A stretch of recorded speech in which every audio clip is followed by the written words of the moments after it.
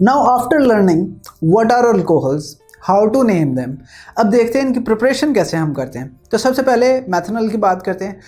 पहले ज़मानों में मैथनॉल को प्रिपेयर करने के लिए हम क्या करते थे, methanol is an organic compound और ये ऑर्गेनिकली हमारे मैटर्स में मौजूद है। फॉर एग्जांपल हम वुड लेते थे, वुड को बॉयल करते थे, जो नेक्टर यानी जूस बनता था उसको वापस बॉयल करते थे और जो वेपर्स होते थे उन्हें डिफरेंट टेम्परेचर्स पे कलेक्ट करते थे, फिर उनको वेपराइज करते बॉयल करते थे, वेपर्स को कलेक्ट करते थे फिर, ताकि हमें डिफरेंट बॉइलिंग पॉइंट वाले जो कंपाउंड या मॉलिक्यूल हैं लिक्विड्स वो अलग कर सकें। इस प्रोसेस को हम डिस्टिलेशन भी कहते हैं। क्योंकि ये वुड से बनती थी तो इसे वुड स्पिरिट का नाम देते थे।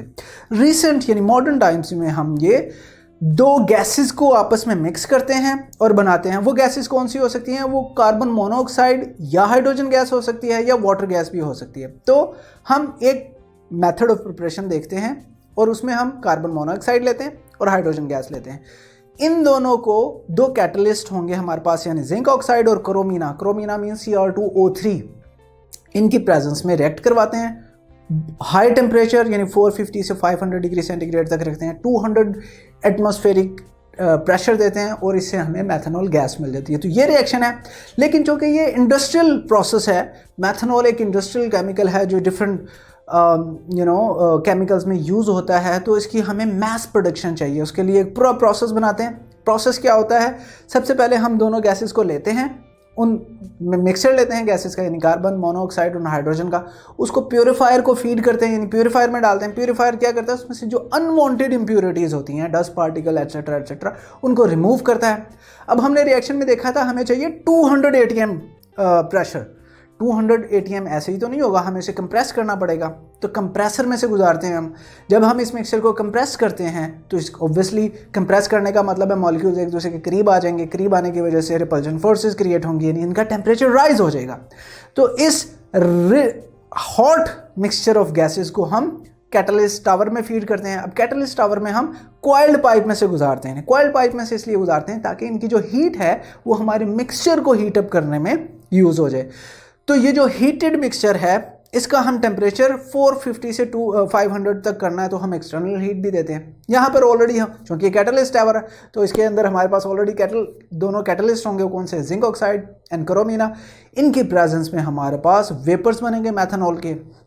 क्योंकि हाई टेम्परेचर है तो बॉइल्ड फॉर्म में मैथनॉल मिलेगी। ये मैथनॉल जो है हम लिक्विफायर करते हैं कंडेंसर में। कंडेंस करने का मतलब कंडेंस कर देना, लिक्विफाई कर देना। अब ये जो लिक्विफाइड मैथनॉल है ये हम अलग कर लेते हैं और अगर उस रेजिड्यू में जो हमारी प्रोडक्ट बनी अगर कोई अनवांटेड गैसेस है, और गैसेस कौन सी होंगी, ऑब्वियसली कार्बन मोनोऑक्साइड या हाइड्रोजन गैस, हम इनको अपने रिएक्शन टावर में दोबारा भेज देते हैं, इन्हें कंप्रेस करते हैं। फिर इन्हें कब तक, जब तक वो कंप्लीटली मैथनॉल में कन्वर्ट ना हो जाए। नेक्स्ट हम एथेनॉल की बात करते हैं। एथेनॉल भी एक बहुत इम्पोर्टेंट ऑर्गेनिक कंपाउंड है। इनफैक्ट ये कार्स को फ्यूल के तौर पे भी कार को चलाने में मदद करता है। बहुत सारी कंट्रीज़ में बायोफ्यूल जो है वो इनकी हेल्प से बनता है। तो इसमें हम क्या करते हैं देखते हैं। प्रेडोमिनेंटली जो हमारा यानी मोस्टली जो हम एथेनॉल बनाते हैं वो फर्मेंटेशन प्रोसेस से बनाते हैं। फर्मेंटेशन का मतलब ये है, ये एक बायोकेमिकल प्रोसेस है जिसके अंदर हमें कुछ एंजाइम्स चाहिए होते हैं जो ऑर्गेनिक मैटर पे एक्ट करते हैं। वो एंजाइम्स जो हैं हमें माइक्रो ऑर्गेनिजम्स जैसे कि यीस्ट। अब यीस्ट आप समझ लें क्या है, बैक्टीरियाज हैं, ठीक है। और वो क्या करते हैं, वो ऑर्गेनिक मैटर को खाते हैं और खाने की वजह से डिफरेंट एंजाइम्स प्रोड्यूस करते हैं। वो जो एंजाइम्स हैं वो हमारे ऑर्गेनिक मैटर पे एक्ट करेंगे और उसको एथेनॉल में कन्वर्ट करेंगे।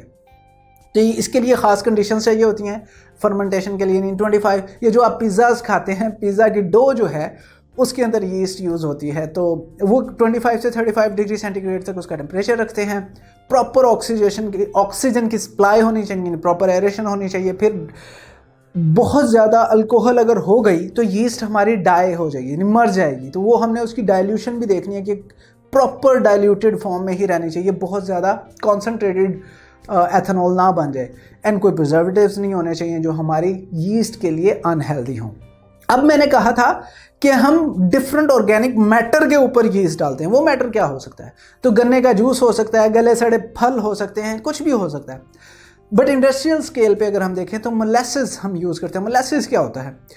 आई एम श्योर हम सबको शुगर के बारे में पता है, यानी चीनी। शुगर क्या होती है? गन्ने से बनती है। जब गन्ने में से हम रस निकाल लेते हैं तो अब वो जो गन्ने का गूदा है, जो गन्ने का रस निकलने के बाद जो चीज़ बचेगी, हम उसको बॉयल करते हैं, उसका एक और करते करते उसका जूस निकालते रहते हैं। जो बच जाता है एंड पे, जिसमें अब मज़ीद कोई गन्ने का रस नहीं बचा, वो हमारा मोलेसिस कहलाता है। तो उस मोलेसिस की हेल्प से हम जो है वो अपना एथनॉल प्रोड्यूस कर सकते हैं। तो अगर हम इस रिएक्शन की बात करें तो मैंने कहा शुगर चीनी होती है, तो वो C12H22O11 होगा। हम इसमें वाटर डालते हैं।